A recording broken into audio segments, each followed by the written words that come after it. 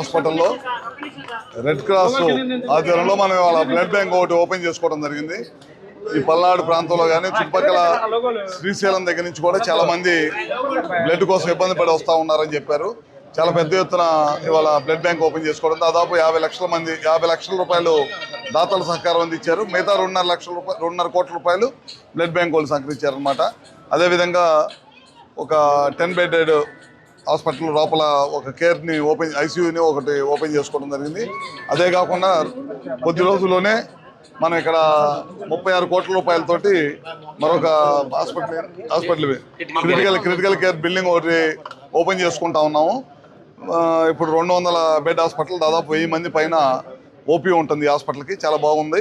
ఇంకా స్టాఫ్ కానీ కొంత కొరత ఉందని చెప్తున్నారు. వాటిని కూడా ఏం చేయాలనేది ఒకటి ఆలోచిస్తున్నాం. అదే స్థానిక శాసనసభ్యులు కూడా ఈ హాస్పిటల్ చుట్టుపక్కల ప్రాంతాల్లో ఎక్కువ మంది పేషెంట్స్ వస్తున్నారు, ఇంకొంత బెడెడ్ పెంచాలని చెప్పి అడుగుతా ఉన్నారు. దానికి కూడా ముఖ్యమంత్రి గారి దృష్టికి తీసుకెళ్ళి ఏం చేయాలో తప్పకుండా చేపించేస్తాం.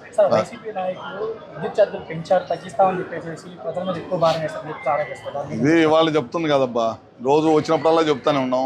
మా గవర్నమెంట్ కట్టుబడి ఉంది, ₹1 కూడా పెంచం. ఈ ఛార్జీలన్నీ కూడా 2021, 22, 22, 23, 24లో దాదాపు 20,000 కోట్ల రూపాయలు విద్యుత్ ఛార్జీలు పెంచి ప్రజల మీద భారం వేసి వాళ్ళు ప్రభుత్వం దిగిపోయింది. ఇప్పుడు ఆ బరువు అంతా కూడా డిస్కమ్లు మోయాల్సి వస్తున్నాయి. అంతే తప్పక ఈ ప్రభుత్వం అధికారం చేపట్టిన తర్వాత ₹1 కూడా ఛార్జీ పెంచలేదు. నిన్న కూడా కలెక్టర్స్ కాన్ఫరెన్స్ జరిగింది, ముఖ్యమంత్రి గారు కూడా చెప్పడం జరిగింది. గతంలో వాళ్ళు ఏం చేశారంటే, ఇంకా డీటెయిల్గా వెళ్తే చాలా ఉందన్నమాట. వాళ్ళు తప్పు ప్రతి సంవత్సరం కూడా 6 నుంచి 7% పైన విద్యుత్ వినియోగం పెరుగుతూ ఉంది రాష్ట్రంలో. కానీ 1 మెగావాట్ 1 యూనిట్ ఉత్పత్తి కూడా వాళ్ళు చేయలే. అందుకని చెప్పి విపరీతమైన భారం పడి డిస్కమ్ల మీద ప్రైవేటు వ్యక్తుల దగ్గర విపరీతమైన ఛార్జీలతో రేట్లు పెట్టుకునే తలకి డిస్కమ్ల మీద భారం పడి అవి విద్యుత్ ఛార్జీలు 9 సార్లు పెంచే అవకాశం వాళ్ళు కల్పించారు. మేమైతే కట్టుబడి ఉన్నాం, ఇప్పటిదాకా ₹1 అయితే పెంచలే.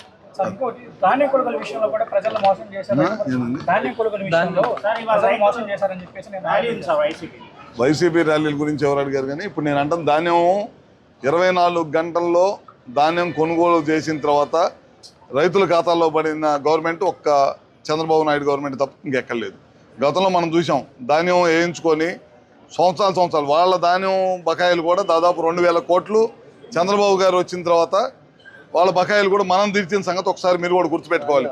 వాళ్ళు ఏదో చెప్పారనేది కాదు, వాళ్ళన్నీ తప్పులు చేసేసి ఇవాళ వచ్చి ధర్నాలు చేసి దీక్షలు చేస్తే అయిద్దా? ఈ రాష్ట్రాన్ని అన్ని వ్యవస్థల్ని ఎంత సర్వనాశనం చేయాలో అంత సర్వనాశనం చేసిన ప్రభుత్వం ఏదైనా ఉందంటే ఈ స్వతంత్రం వచ్చిన తర్వాత చాలామంది ముఖ్యమంత్రులు మారారు, కానీ ఒక్క జగన్మోహన్ రెడ్డి వచ్చిన తర్వాత అన్ని వ్యవస్థలు సర్వనాశనం చేశారు. ఒక్క ధాన్యం సంబంధించిన కాదు, విద్యుత్ కాదు, వ్యవసాయం కాదు, అన్ని రంగాల్ని సర్వనాశనం చేశాడు అనమాట. అందుకని ఈ ప్రభుత్వం కట్టుబడి ఉంది. 24 గంటలు మేము వేస్తున్నాం.